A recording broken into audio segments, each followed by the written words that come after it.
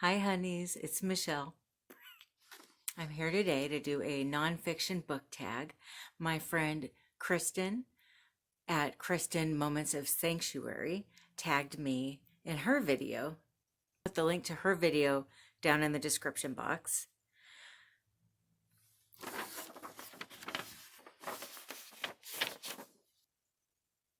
Nonfiction November is a great, and I'm sorry, I know it's December. It took me a little bit to get everything put together. Nonfiction November is a great time to meet other nonfiction lovers. Give some shout out love to one of your favorite nonfiction booktubers. Actually, the only booktuber that I watch that does nonfiction is my friend Kristin, and I think that you would really like her videos. She does wonderful, wonderful book videos. So be sure to check her out. She does read fiction and nonfiction, but I just think that she has wonderful insight on the books that she reads. Okay, number two, why do you read nonfiction? I read nonfiction. Well, I mean, there's a lot of different kinds of nonfiction I read, but I read nonfiction because I like to get an inside look on things. I like to go a little bit deeper. So if it's a memoir, I like to learn more about a person's life. Where did they actually come from? How did things start out? How did they end up where they are? Because I found usually if somebody is famous or really accelerated in their field, it's because it took a lot of blood, sweat, and tears to get where they are. And I like being reminded of that because sometimes it's easy to assume that somebody just walked right into something. And so it kind of helps keep me going. It helps my momentum. I really like the knowledge that can come from nonfiction books. If it's on a certain subject, it gets so deep into it that I feel like I'm in college again, like really getting deep on a subject. And I love that. I love learning new things. Number three, where in your home do you like to read the most? I really like to read in bed. And usually on the weekends, I will sit on my rocking chair or my couch and read and drink some coffee or tea or something. But most of the time when I'm reading, it's laying in bed at night, and it does tend to keep me up a little bit late sometimes. Give a nonfiction recommendation set in or about your home country. Okay, this one, it's kind of a different, I guess most of my answers are probably a little unusual, but that's okay. We're talking about nonfiction books, which tend to be a little bit different anyway, right? This book here does take place in America. It's called I'd Love to Kiss You, Conversations with Bette Davis by Whitney Stine.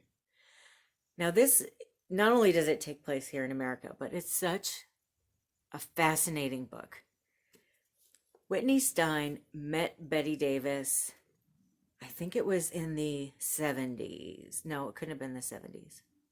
Well, maybe it was. Okay. Whitney Stine met Bette Davis, I believe it was in the 70s, and he met with her to write this book. And when he wrote this book, they became fast friends. This book is her take on all the different movies that she was in. Just whether or not she liked her co-stars, what she thought of the director, different just notes about, I don't know, whether or not there was a button missing on the back of a dress in a movie, or just all kinds of random fun information about all the different movies that she made. So it was a really fun read. Well, while he was writing that book, they became really good friends, and he asked her, why don't we meet every little once in a while, and let's go ahead, and if you don't mind, I'll just record our conversations, and eventually I'll write the book. Well, so some of the stuff is from these interviews, which obviously these were recorded. But most of the book is from their friendship over the years after. And it's just a really juicy take on her life, what she really thought of some of her different directors, which I think at least one of them, if I remember, it's been a couple of years since I read this, but one of her directors was a lover of hers who was married. So it's pretty bad, the situation. But what she really thought of some of her different husbands, because I think she was married 4 or 5 times, and the different situations with her daughter, who wrote My Mother's Keeper, which was a scathing book about her, that kind of stuff. The book just really goes in depth about her life, but a really honest, sitting down, drinking coffee with someone kind of way. And I love the book. He did put it out. I believe it was after she passed away that he published it. But it was such a good book. I love this book. So it's words about her life directly from her mouth. Like the way that it's written, it's just the conversations typed out. So it's all in quotes because it's actually what she said and what he said to her in response and that sort of thing. So it was really fun. And then to read this. And then they also have somewhere in here, there's pictures all throughout, but somewhere in here there's pictures of the two of them together as well. And then another little fun thing. I don't know why, but I love these old library books that have which book on your... So apparently this was from 2017. We'll say 2020. Which book on your 2020 Nonfiction November TBR related to the word home are you most excited about? Well, it would have to be this one. It's called The Year of Cozy, 125 Recipes, Crafts, and Other Homemade Adventures. In this book, I haven't read it yet, but I know that it's a lady that's single and she's got a dog, and she takes a bunch of pictures of her and her dog during the different seasons, and she shares a bunch of different recipes and DIY projects, and it's just a nice cozy way to get into each of the different seasons. But most of it would probably be at home or just with your family, maybe going hiking or something like that, if I remember correctly. But oh yeah, here's her dog on the back. So cute. But I did look through this book, but I haven't actually read it. But it's definitely got a lot of really pretty pictures in it.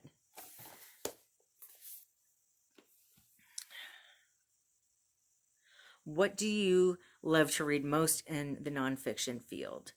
Well, that would definitely be memoirs.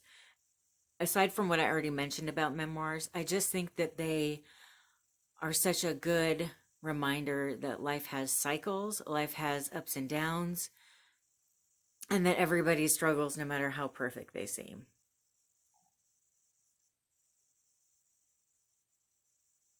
Give a nonfiction recommendation related to the challenge word love.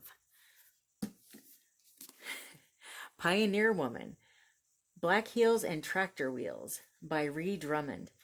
My sister-in-law Sonia gave this to me as a gift, and I absolutely love this book. It is a wonderful love story, and I think anybody would enjoy this book. It's not overly sappy or anything to where it's not like a romance novel, but it's definitely got a good take on love.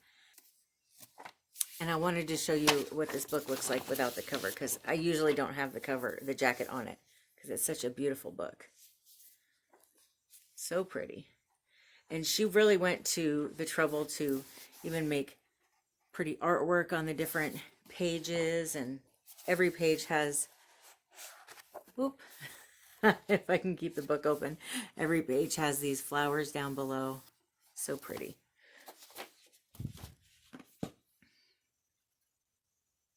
What love-related nonfiction recommendation are you most excited about reading?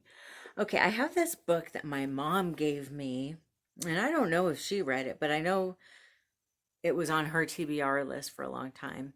And at some point she had some books, I think, that she was going to get rid of, and she asked if I wanted any of them first, and I snatched this one up, and I've never have read it. It's been on my TBR list for a long time, probably 20 years or something.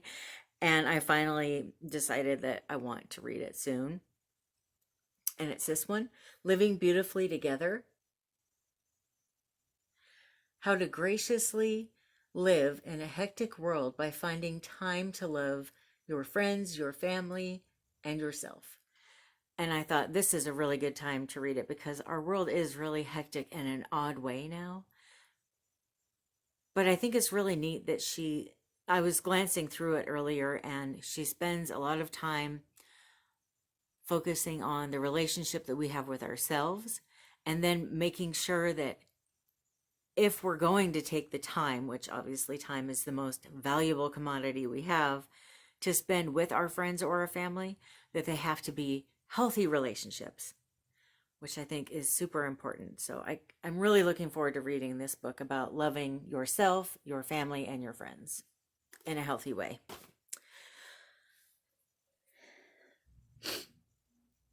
Nonfiction is a great way to introduce us to people that inspire us to be better. Name a person of substance you have loved reading about. Lucille Ball. This book, Love Lucy, this was a book where she met with a writer, and the lady interviewed her for quite a long time. I think it was a year or two. And then she ended up writing this book. So there's a lot of quotes directly from Lucille Ball in the book. And she just has, or had, an amazing life. She started out living in the countryside. She started out poor. She had to work very, very hard to get where she ended up. And she was also a pioneer for women in the film industry. It's really inspiring to read this book. And it's kind of fun to read about her and Desi Arnaz as well. So definitely recommend this. What book would you recommend to people that has a lot of substance to it?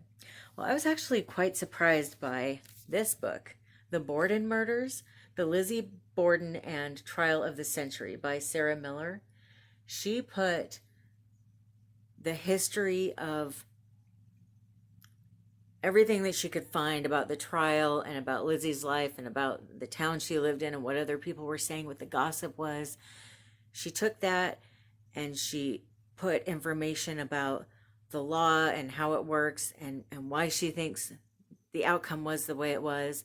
And it's very, very riveting. I read it very quickly, and I wasn't sure if I would or not, or thought, she didn't know Lizzie Borden. How good of a book could she write about her life?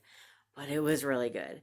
And by the time I finished reading it, I feel that Lizzie probably was not guilty, but I definitely feel that I think that the jury came to the right conclusion. There was not enough evidence to convict her.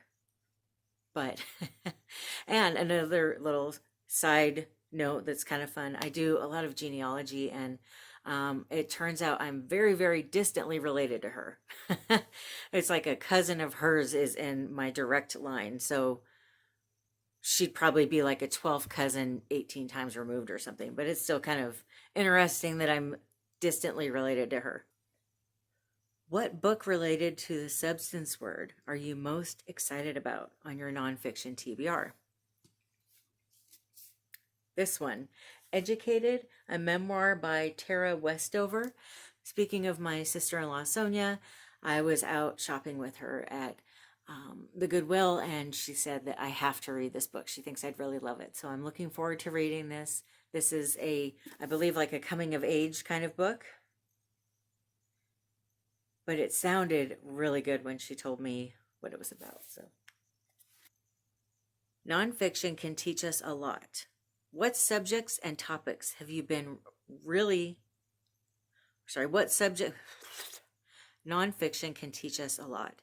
What subjects and topics have you really learned about because of your reading? I mean, there's definitely a lot of subjects I've learned a lot about. Beauty and fashion and that kind of thing. But, and obviously memoirs and whatever subject that person is well known for. But I would say the most would be genealogy. I've read a lot of books about different towns or different times that my ancestors have to do with. And it gives me so much more insight into what not just my family, but other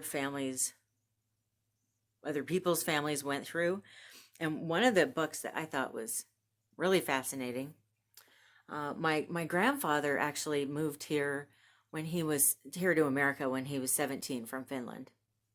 And trying to understand him and his life and what he went through was a little hard for me. He passed away when I was 11. But I found this book on a genealogy site. It's called Miriam, Daughter of Finnish Immigrants by Diane Dettmann and Miriam Jeloniak. This book is so good.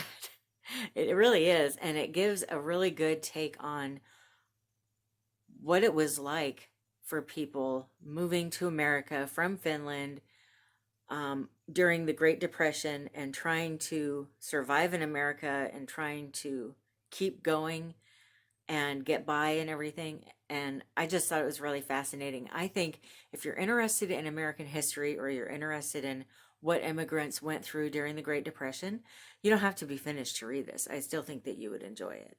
And it's not very long either. It's 101 pages long. So it's a shorter book, but it's just really interesting to find out why people left the country they were in, what makes them want to be in America or back then, and what happened after they got here. What did they have to do to survive? Because I think a lot of people come to America thinking that all their dreams are going to come true, only to find out that it's a lot harder to get by here than they thought.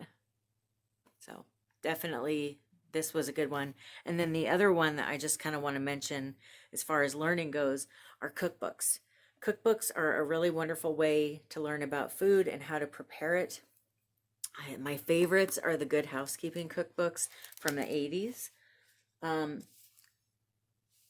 So to give you an example, it says here, preparing party poultry, and it shows how to cut it up. Or it'll explain where foods come from, why they were popular, how to preserve food, how to, cut food, what kind of knives to use, how to serve a composed salad. I mean, just all kinds of information about entertaining, cooking. Another thing that I thought was really fascinating, I had always wanted to, it's kind of silly, but I had always wanted to cook a whole chicken. And so not only did this book explain how to do it, how to make it taste good, it explains what to set aside and how to make chicken stock with the leftover parts from the chicken. I mean, it's just really good in-depth learning about food. Which book would you recommend that would teach somebody something well? Well, actually, I guess I just said all of that with this one. This is the Illustrated American Cookbook, Recipes for 600 Family Favorites, with more than 2,000 step-by-step photographs and drawings. It's a really good one. And this one is from, let me tell you the year, because it's, if you want to get it, it's a lot easier to find the Good Housekeeping cookbooks if you know what year the copyright is from. It's from 1982, this one.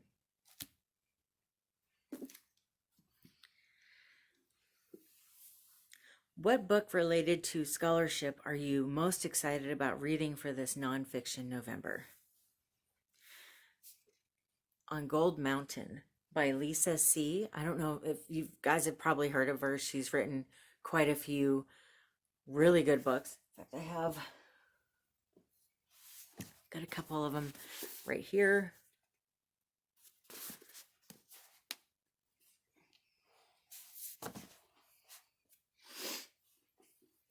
This is actually a textbook, or it was when I was in school.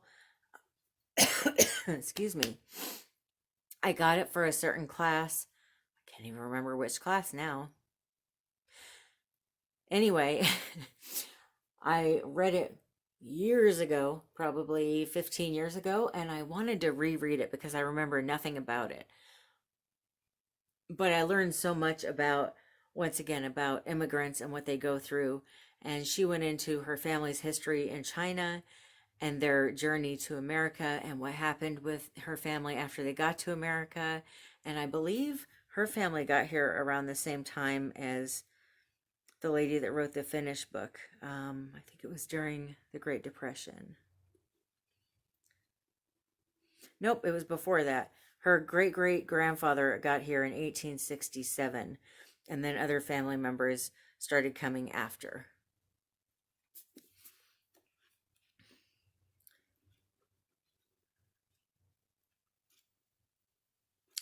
But I do know that they talk about the Great Depression in this, or she talks about the Great Depression in this book. And I believe this book goes all the way through the 50s or 60s, as far as her family history goes and everything.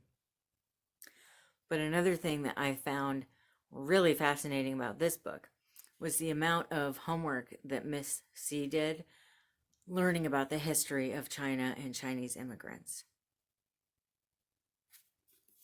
I can definitely see why it was a textbook.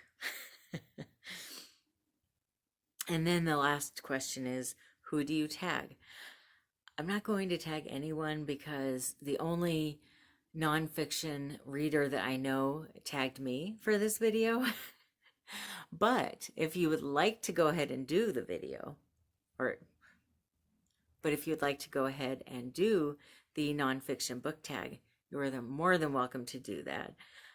If you do the nonfiction book tag, please let me know so I can watch your video. Thank you so much for watching. I will have a Christmas book tag on here next Sunday. I hope that you have a wonderful rest of your day. I love you. Bye.